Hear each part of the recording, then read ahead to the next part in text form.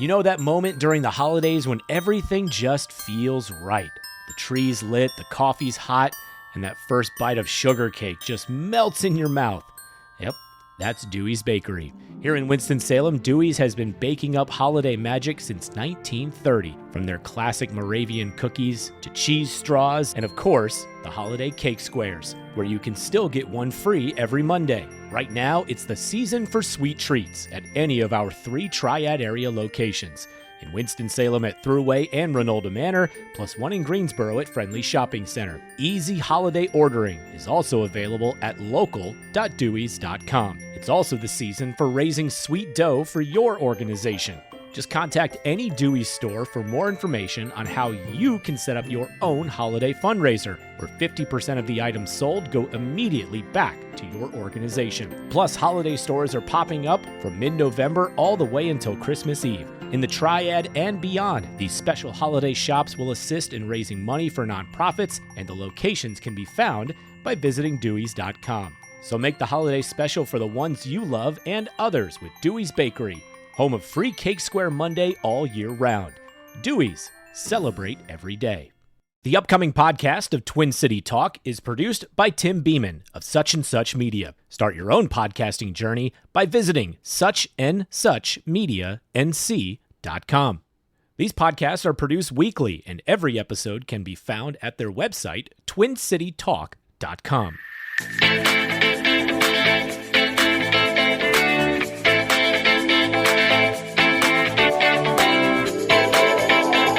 Welcome to Twin City Talk. Today we are talking to Sarah with Lamb Museum. Welcome. Thank you. Thank you so much for having me. I feel like that's one of those hidden treasures a lot of people don't know about. Yes, that is how we feel also. Little hidden gem tucked away on the Wake Forest campus. I think people maybe don't necessarily know it's there, but we are free and open to the public, and all of our events are open to the public. So, you know. Well, we are here to change your obscurity. Fantastic.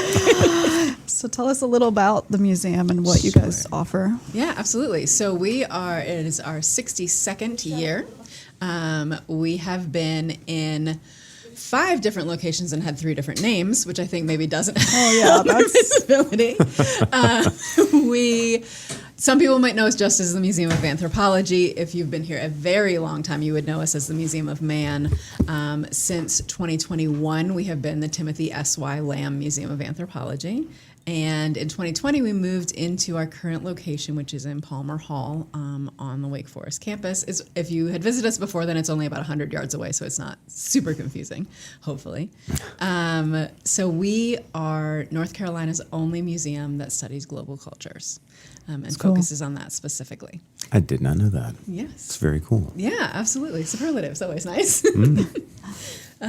We have about 30,000 objects in our collection from more than 90 countries and more than 350 cultures.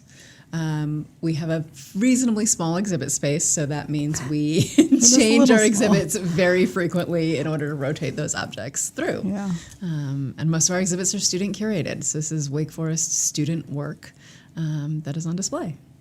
So this will run in mid-October, and that's when one of my favorite exhibits runs. So can you tell us about that one? Yes, absolutely. So Life After Death, Celebrating Day of the Dead, will be on display through December 12th.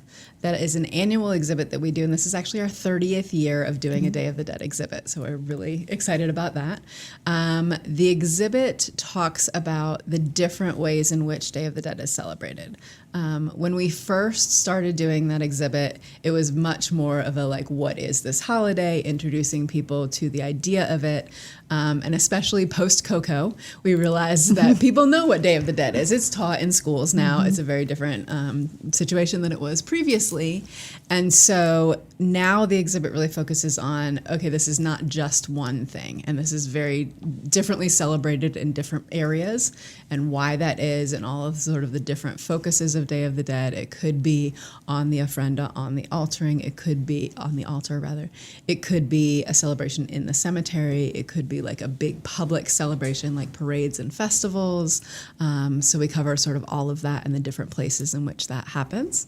We also have a really nice folk art collection connected to Day of the Dead, and so that's on display as well. There's even, I didn't realize this, but there was even a section about the commercialization of it, and like I didn't realize all these products.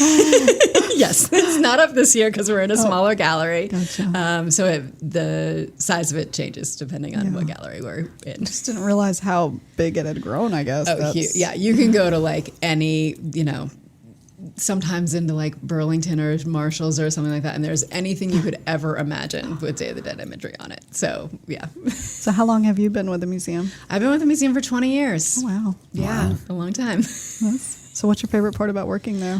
Day of the Dead is one of them. That is my exhibit that I curate. I love that it is something different all the time. When you have collections that are that varied, when you have a pretty small staff, so it's a combination of like always seeing something different, always being exposed to some different culture, some different, celebration, something that you didn't even know existed, especially for me because I'm not an anthropologist by training. And then the fact that I get to do something different every day. My job is not just one thing. And so working with a small staff, lets us explore and do all kinds of different things, which is very fun. What's something that you've been in awe of, like either an artifact or something that you're just like, wow? Let's see, we have so many cool things. It's very hard to pick, actually. I actually really love one of the things that's in Day of the Dead exhibit. It is a papier-mâché sculpture of Frida Kahlo and Diego Rivera, and it is on a heart-shaped base, but it's split because they married and divorced more than once. And so they can be apart from each other, or they can be together and holding hands. And it's made by... oh shoot, I'm going to forget what name. But it's a famous family that makes these papier-mâché sculptures. They're in museums all over the world. They make them as big as like life size and larger for floats and big celebrations and things like that. Ours is significantly smaller than that, but it's still just it's a really cool piece. Nice. Yeah. That's cool. I'm assuming since you've been at the museum for 20 years, you've been in Winston for quite some time. Winston for 23. So what do you love about it here? I love that Winston is like the perfect size, that it is, you can get anywhere in 15 minutes, that it is big enough to have, all kinds of museums and performing arts and, a downtown area that's very vibrant, all of those kind of things. But it's small enough that like I live on the outskirts of town and it's very like country and peaceful and quiet. So yeah, the combination of those things is ideal for me. That must be an absolute truth about Winston, because it's got to be the top answer that we get. Some version of that is the answer that we always get. So it makes me think about how that must be something a lot of people they gravitate to and they really want, because it's the accessibility and having everything you could want in the Four Seasons. Has a tendency to come up a lot too, but you also get the tranquility and the peace and the reasonable cost of living in these things. Right, yes, the cost of living is... There's that. Growing up in the north and moving south. Where are you from? Right. Connecticut originally. Okay. Yeah. I was going to say, you don't have the southern accent. So. No, I do in some cases. But yeah, it's according to who in your family you're talking to. 100%. So I worked in hotel sales before I moved on to the museum, and they would laugh at me because my accent would change depending on who I was talking to. But you want to make the people feel comfortable if Southern Baptist Convention is coming in to book rooms and I'm talking to them on the phone, that's a different voice than this voice. Welcome, y'all. Exactly. Bless your heart. Yes. My mother is from upstate New York, so I get it. Yeah. Yeah. Of course, now she sounds more Southern than any of us. Really? So Oh, she does. That's yeah. funny. And she moved here when she was 18, so she comes by it honestly at this point. But it's thick. That's funny. Yeah, because my older sister was because my family's from New Hampshire, and she was the one that was born in New Hampshire, and I was the one that was born here, but she sounded more Southern than I sound. That's very funny. It's interesting. I want to take a quick break from this show to do two things. One, we'll say thank you for listening and supporting the Triad Podcast Network. Just listening to this episode is appreciated. Second, I want to ask that you support a local business that supports us as a presenting partner. a real estate company we trust, the Ginther Group, located in Winston-Salem. The housing market is moving fast. You need someone you can rely on to assess your situation, read the data and trends, and steer you in the right direction. Interest rates, inventory, new construction, there are so many factors that impact our local market. Don't buy into the national internet headlines. Get the information from the folks right here in our neighborhood. Contact Blake Ginther and the Ginther Group today. Whether you're buying or selling, have cash or not, or if your home isn't in the ideal condition for selling, chances are they have a solution for you. Call 336-283-8689 or visit theginthergroup.com. Buying, selling, investing, or just learning, whatever you need, start now and, like me, you can become a Ginther Group client for life. It's time to get serious about your financial future. It's never too early, but it could be too late to get started. And that's oftentimes the hardest part, getting started. How much do I save? Where do I invest? Do I save for college or retirement? How much for each? And who do I talk to about it all? Okay, we'll keep things simple for now and help you answer the last one. We recommend you begin with a local financial advisor, and that's Jennifer Johnson of Three Magnolias Financial Advisors. She'll sit down with you for a complimentary introductory consultation and go over all of your questions. Get started on the path to achieving your financial goals. Visit 3magnoliasfinancialadvisors.com or call 336-701-1600. Get comfortable with your financial future. 3 Magnolias Financial Advisors. Retirement, financial planning, and investments. Securities offered through Private Client Services. Member FINRA SIPC. Investment advisory services offered through 3 Magnolias Financial Advisors. 3 Magnolias Financial Advisors and Private Client Services are not affiliated. Private Client Services is under separate ownership from any other named entity. So what else besides the Day of the Dead is coming up in maybe the next year? Sure.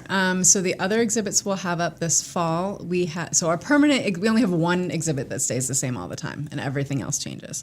So we have an exhibit of miniature medieval Chinese ceramics that's currently on exhibit. So that is actually from our namesake collection, so from the Timothy Lamb collection.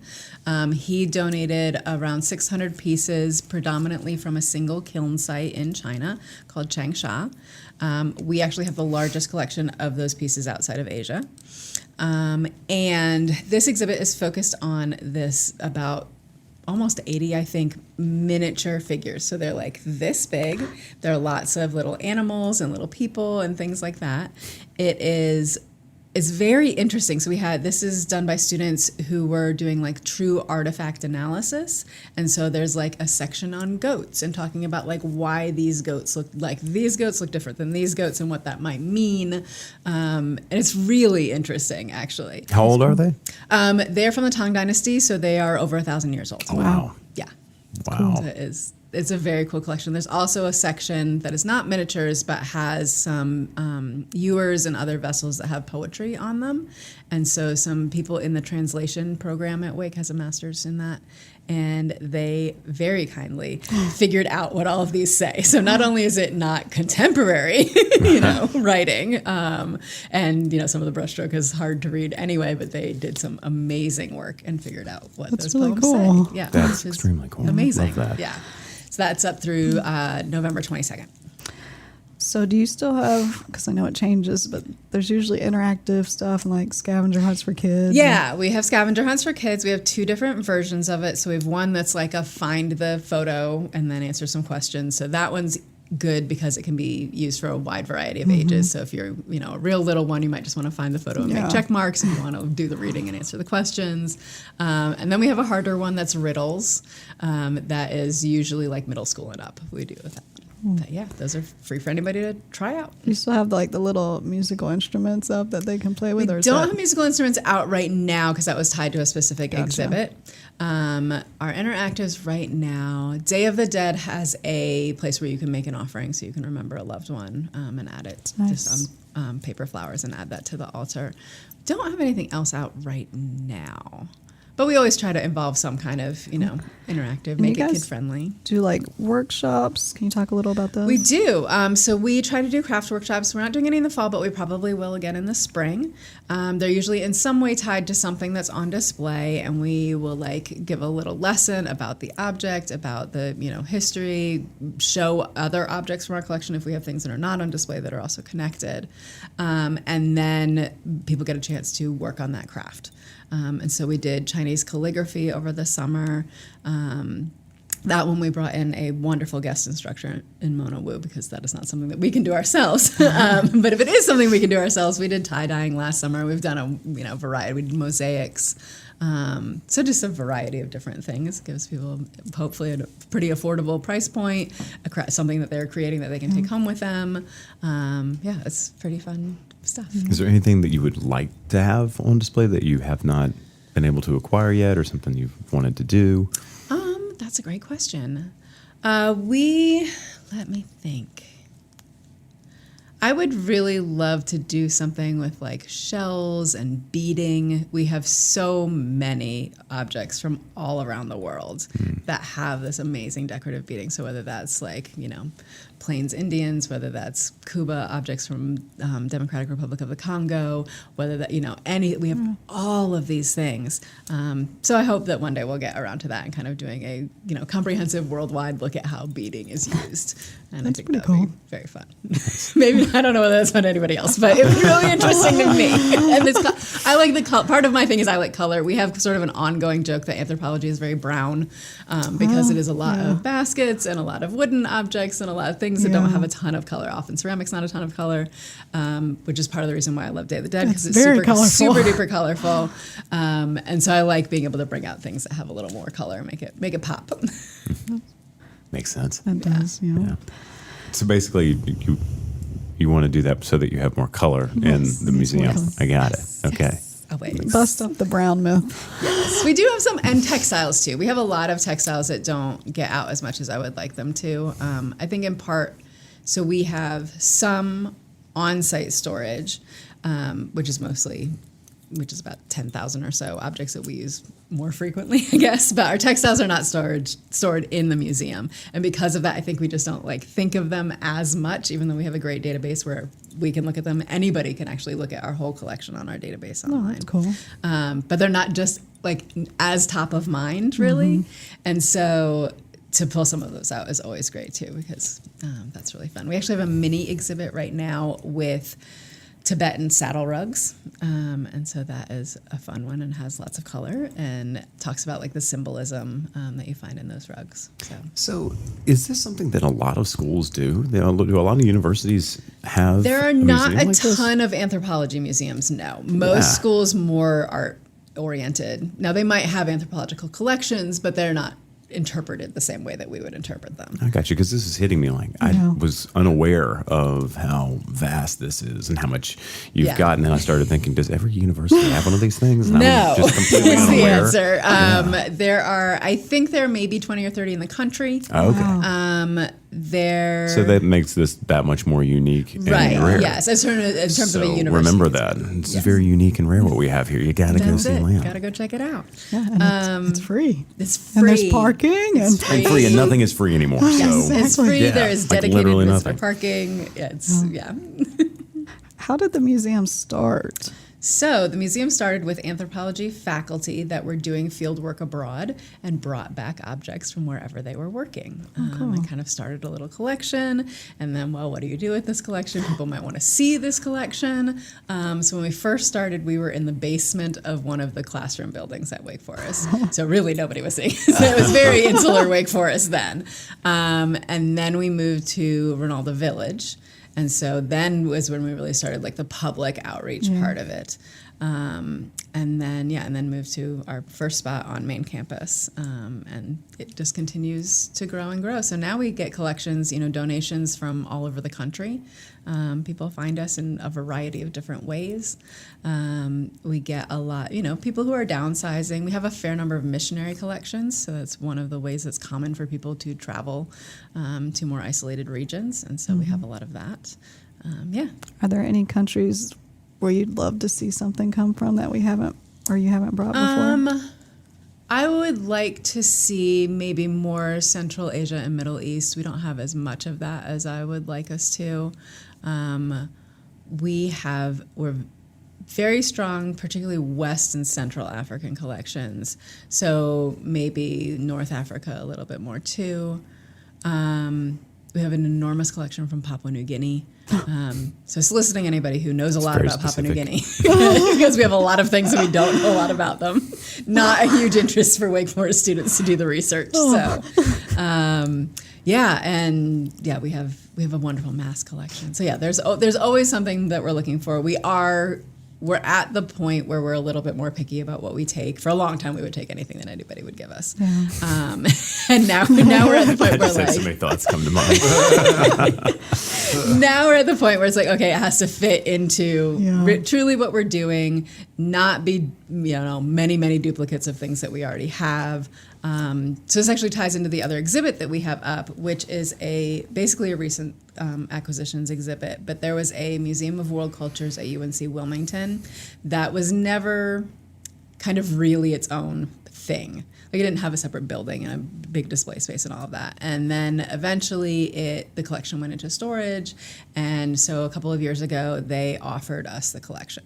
And so we got to go through, choose the objects that we wanted that were, our criteria were sort of that it would either duplicate pieces that we use a lot so that we're not harming the pieces that we're using, or that it would fill in gaps in our collection. And so we took about 300 pieces from that collection. The highlights of those are on display through next February 14th. So that's that's a good long one. That's a really fun one because it really is just things from all over the world. So we're not being geographically specific, and has a lot of cool stuff in it. It's very nice. So how can people find out and visit you guys? Sure. Best spot is our website, which is lammuseum.wfu.edu, and that's LAM. And then our social media is Lamb Museum. So that's the best way to find us. And you're on Parker Hall? Is that what you said? Palmer Hall. Palmer. We do have an actual address. For many years we didn't, and it is 1315 Carol Weathers Drive. And it's very easy to get to. Yes. Like I said, they're not doing construction anymore in that building, are they? No more construction in our part of campus. So yeah, it's pretty easy to get there. If people are familiar with the radio station, it is by the radio station, by the tennis courts, by the field hockey stadium. All those things are kind of the area and where we are. So, well, thank you so much for coming on and providing this resource to our state, since we're the only ones. Yes, thank you so much for having me. This is Twin City Talk. You can find us on Instagram and Facebook. Thank you.